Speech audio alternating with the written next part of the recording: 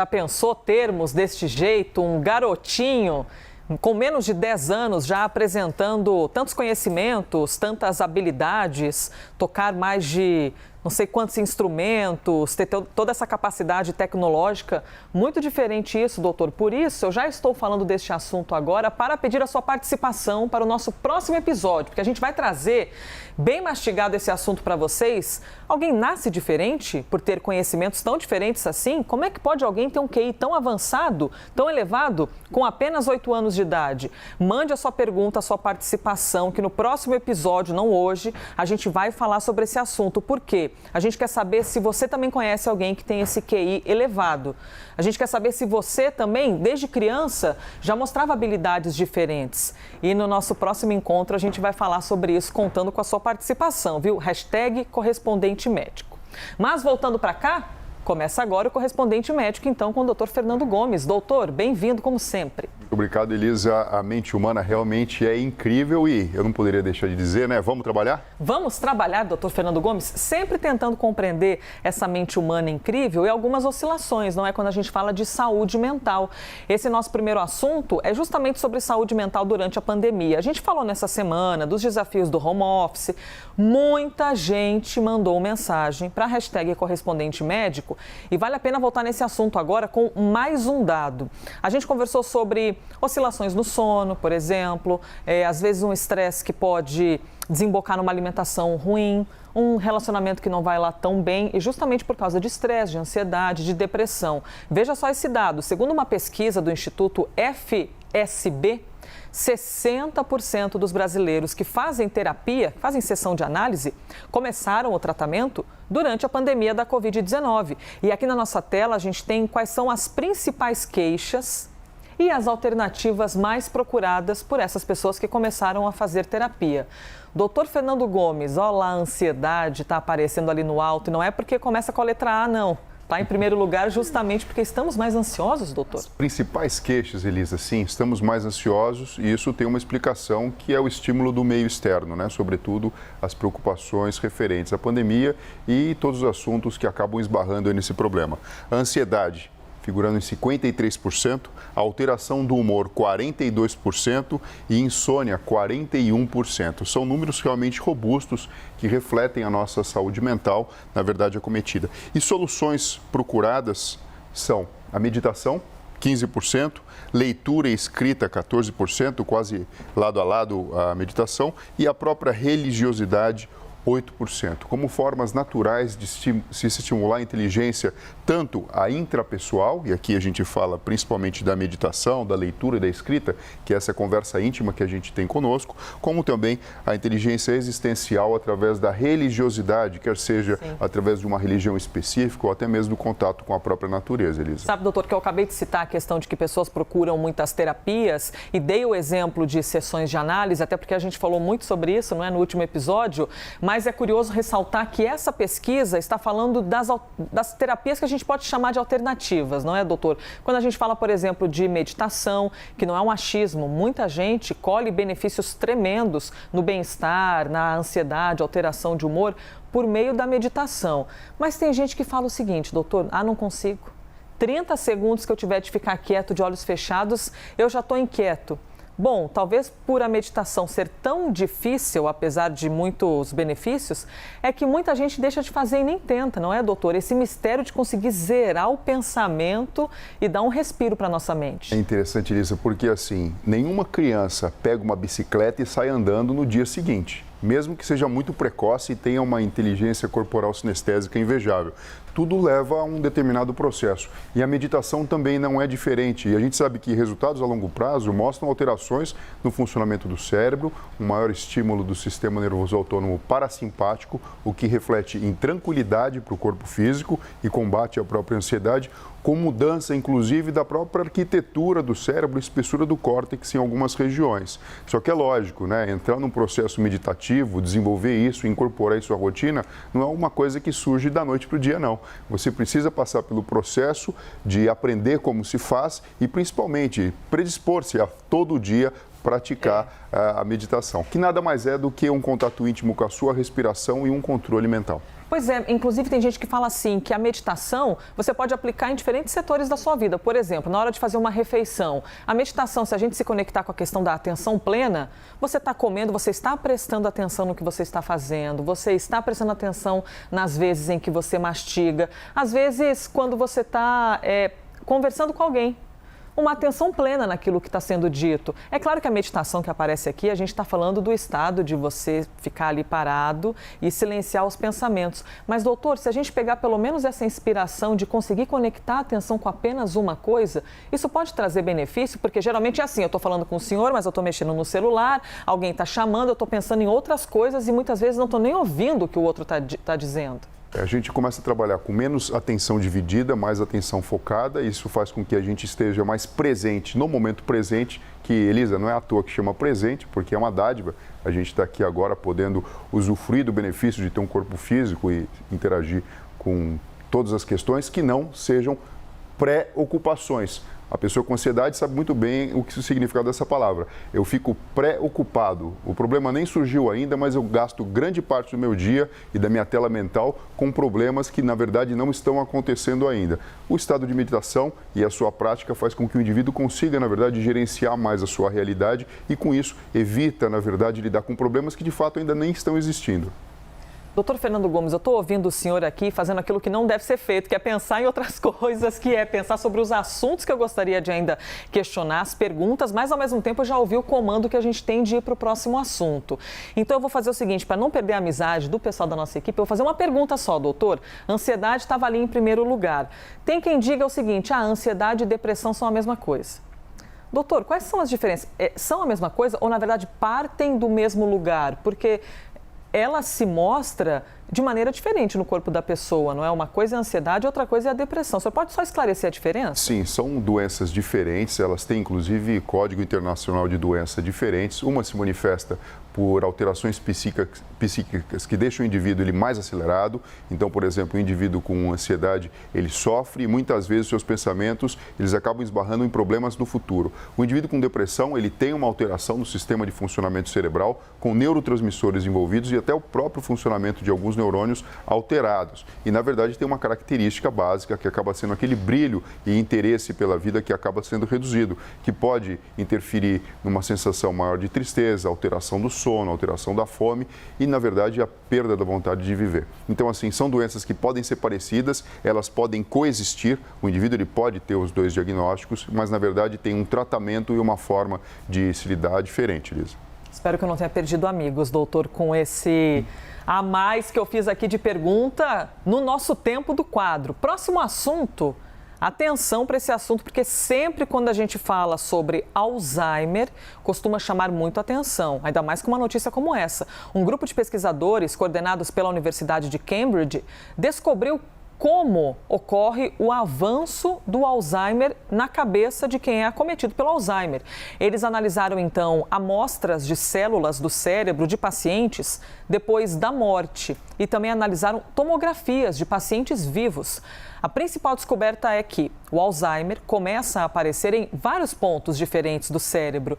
Antes, acreditava-se que a doença começava em um ponto específico do cérebro e que depois se espalhava. Doutor Fernando Gomes, é maravilhoso a gente poder acompanhar o avanço da ciência, não é? O senhor pode traduzir, então, a importância dessa informação? Sim, na verdade, a gente entendia o Alzheimer como uma doença que ele tinha um padrão em cascata de evolução e de destruição de neurônios, tendo, por exemplo, a região do hipocampo, que é responsável pela memória, como um dos pontos iniciais. Mas, na verdade, essa pesquisa, analisando o cérebro de pessoas que morreram com Alzheimer e também através do PET scan, detectaram que, na verdade, a doença acaba aparecendo em vários pontos diferentes ao mesmo tempo. Então, aqui a gente tem um exemplo de um neurônio saudável e nós sabemos que o depósito de proteína tal, fosfotal e beta-amiloide, com alteração, na verdade, do neurônio e a sua degeneração, ela se inicia em vários pontos do encéfalo ao mesmo tempo. E, na verdade, a velocidade de replicação disso e não o efeito em cascata é o que acaba explicando a progressão da doença. Tem pessoas que progridem de uma forma muito rápida, outras demoram um pouco mais. E talvez aqui esteja a chave do entendimento e até mesmo de como algumas terapias ou medicamentos podem ser desenvolvidos para tentar combater esse mal. Pois é, doutor, é isso que eu gostaria de perguntar para o senhor. Em quais aspectos pode mudar um tratamento, por exemplo, para quem tem Alzheimer? Ou quando a gente fala de Alzheimer, a gente nunca fala de tratamento, já que não é, por enquanto, uma doença que possa ser tratada, e sim acompanhada, não é como o senhor explica? A gente sabe que não existe cura exatamente para o Alzheimer, mas a gente tem recursos terapêuticos que podem ser aplicados, medicamentos, terapias, e dessa forma, na verdade, você amortece a evolução da própria doença. Se a gente tem uma linha de pensamento e estrutura que, na verdade, tem um efeito em cascata e a gente percebe que o encéfalo como um todo, em diferentes pontos, é acometido, talvez a linha de pensamento a ser desenvolvida em próximas pesquisas seja um pouco diferente. E isso abre um leque de possibilidades diferentes, não imaginadas anteriormente, Lisa. Temos mensagens aqui que já estão chegando. Tem o Gustavo Gama mandando opinião, o Clemente Abreu também mandando opinião e comentários, inclusive sugestões de reportagens. Opa, que eu tô aqui! Sugestão de reportagens que vocês também podem mandar para a gente poder trazer aqui para o nosso quadro Correspondente Médico. E agora, eu gostaria também da sua participação para falar sobre cachorros. É isso mesmo. Tem cachorro na sua casa? Tem uma cadelinha, um cachorro? Você costuma conviver com os animais? Eles ficam mais dentro da sua casa? Ficam do lado de fora? Ficam no quintal? Sabe quando alguém diz assim, eu converso com o meu cachorro? Eu achava que era bobeira, né, doutor? Não bobeira, mas, como é que você vai conversar com um cachorro, né? De que maneira seria essa conversa? Mas os pesquisadores vão mostrando que essas percepções de comunicação entre os humanos e os animais são, sim, reais. Tanto que essa comunicação entre o ser humano e o seu cachorrinho virou um objeto de pesquisa da USP. Cientistas analisaram o comportamento de 60 cachorros de idades e raças diferentes e fizeram uma relação entre o estilo de vida do pet com o nível de comunicação entre eles e os donos. Pois é, a principal forma de comunicação analisada foi a troca de olhares. E o resultado mostrou diferenças, dependendo, por exemplo, da experiência de vida de cada cão. Doutor Fernando Gomes, só de ver essas imagens a gente já fica animado, parece que até muda o nosso astral. A gente vê cachorro brincando, cachorro alegre, fazendo algumas traquinagens. Mas quando a gente fala da comunicação, então sim, não é doideira quando os donos dizem, meu cachorro me entende. Elisa, é muito interessante. A comunicação, até mesmo do ser humano, ela é complexa. Não é simplesmente o que a gente fala, que na verdade acaba sendo transmitido para outra pessoa. A expressão facial, o olhar, a expressão e a forma que a gente gesticula, ela já diz muito. E quando a gente fala da comunicação entre animais de raças diferentes, enfim, e na verdade um cão e um ser humano, por exemplo, nós temos que entender que tanto a questão do comportamento físico, do próprio gesto, no caso do humano e do animal, acaba entrando em questão, e o olhar acaba sendo algo que realmente é muito rico. E principalmente esse estudo mostrou uma coisa muito interessante. Dependendo do local onde o cão ele mora, ele tem, na verdade, um estímulo maior ou menor e essa comunicação pode ser incrementada ou não com o seu dono. Por exemplo, o que essa pesquisa mostrou? A comunicação com o olhar, ela foi presente e eficiente em 95,7% dos animais que moram dentro de casa. Animais que moram em casa, mas moram fora da residência, 80%. Os que ficam da porta para fora, Exato. Né? Que não costumam interagir tanto o tempo inteiro com os donos. Exato. E quem não tem contato, os animais que não tinham contato com humanos, esse número reduz para 58,8% em termos de comunicação visual através do próprio olhar. Isso não é uma coisa que faz parte só do universo canino ou humano. Outros animais, enfim, também fazem essa troca de olhar e muita comunicação acaba acontecendo dessa maneira. Mas isso mostra o quê? Que dependendo do nosso grau de interação entre o ser humano e o próprio animal, a gente pode incrementar ou não esse relacionamento e até mesmo a troca de informações que muitas vezes não são ditas com palavras, mas são ditas com olhar. Doutor, já tem aqui alguns comentários chegando e comentários bem interessantes. Por exemplo, o Wellington disse que os cachorros, os animais são super sensíveis, entendem tudo e conhecem até o nosso humor. Quando a gente está naquele dia mais para baixo, eles sempre chegam para mudar tudo. Não é à toa que dizem que os animais são ótimos companheiros. Doutor, por meio dos movimentos do humano, por exemplo, ou se ele está mais sorridente. Porque se a gente considerar essa questão da comunicação com o olhar, essa comunicação facial por meio dos gestos, então, naturalmente, o cachorro teria a capacidade de entender, eu acho que esse meu dono está um pouquinho mais para baixo, acho que esse meu dono está um pouquinho mais alegre. E isso pode refletir, inclusive, no humor do próprio cachorro. Sem sombra de dúvida, e na verdade é até mais complexo que isso, Elisa. Quando a gente fala da comunicação pelo olhar, a gente está puxando, na verdade, essa informação para dentro do território do ser humano, onde a gente tem isso de uma forma muito enriquecida, através do flerte, através da própria comunicação que acontece no olhar. E ainda mais nessa época, né, que está todo mundo de máscara, então, na verdade, a comunicação com o olhar acabou virando a grande vedete da forma de se comunicar. Mas no reino animal e, sobretudo, nos cães, a comunicação feita através, por exemplo, do olfato é extremamente rica. Então, por exemplo, um dono estressado certamente libera substâncias relacionadas com o próprio sistema nervoso central funcionando, por exemplo, adrenalina, cortisol e outras, que, sem sombra de dúvida, os animais têm uma capacidade a mais de perceber do que o ser humano. Então, a comunicação acaba sendo muito mais rica do que a gente acaba imaginando. Mas sim, através do próprio comportamento, do gesto, da forma de lidar, do tom de voz, é possível que essa comunicação seja enriquecida e isso acaba fazendo um bem danado para muitas pessoas. Mais uma mensagem que chegou aqui, #correspondente médico. O Fernando disse que viveu algo muito engraçado durante a gestação da cunhada dele. Por quê? O cachorrinho que a cunhada tem vivia do lado dela e quando ela engravidou, o cachorrinho ficou distante. Ficou achando esquisito. Como assim que tem outra pessoa, tem outro coração batendo ali, além do meu e do dela? E disse que quando o filho nasceu, o dog voltou ao normal. Voltou a conviver normalmente com ela. Doutor, é incrível como os cachorros conseguem sentir coisas que a gente nem imagina, né? O grau de interação que pode existir entre pessoas que moram com um cachorro e tem esse relacionamento sempre sendo alimentado, principalmente através do carinho, acaba sendo incrível, Elisa. E a gente sabe que faz bem para a saúde ter um animalzinho de estimação e existem diversos estudos que inclusive mostram que as pessoas adoecem menos, se recuperam melhor depois de um AVC, de um infarto e coisas assim. Doutor, exatamente isso que eu gostaria de lhe perguntar, a questão terapêutica. Eu lembro de uma vez a gente ter recebido uma mensagem no #correspondente médico, já faz um tempo, de uma pessoa dizendo que estava com depressão e que o cachorro teria ajudado a sair da depressão, justamente porque trouxe uma companhia, trouxe o afeto, trouxe o calor, essa troca de olhares e a representação do carinho puro com o cachorro. Nessas questões terapêuticas, os avanços, as pesquisas vão mostrando como isso colabora, não é, para uma mudança de humor. Sim, até mesmo dentro do hospital existem projetos que levam um cachorro, por exemplo, para dentro do hospital infantil ou então na ala psiquiátrica. Isso ajuda, na verdade, a recuperação de quem está ali internado. E a gente sabe, Elisa, que na verdade também essas pesquisas mostram algo que a gente nem sempre consegue provar 100% com certeza. Por exemplo, a pessoa que tem um cachorro de estimação, tem um animal de estimação, um cachorrinho, é uma pessoa diferente no seguinte aspecto: ela escolheu ter aquele animal. Então você não consegue fazer um trabalho científico impondo, na verdade, a existência de um animal de estimação dentro de a casa de alguém. Então a gente não sabe se na verdade é o ovo ou a galinha, né? Ou seja, a pessoa que naturalmente ela já cuida de um animal, ela gosta de ter cachorro, se ela já tem a sua própria empatia mais bem desenvolvida ou se o contrário acaba acontecendo. Fato é que faz bem e eu recomendo.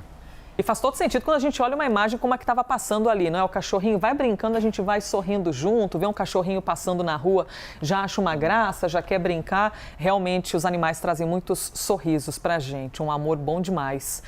O que é saúde para você?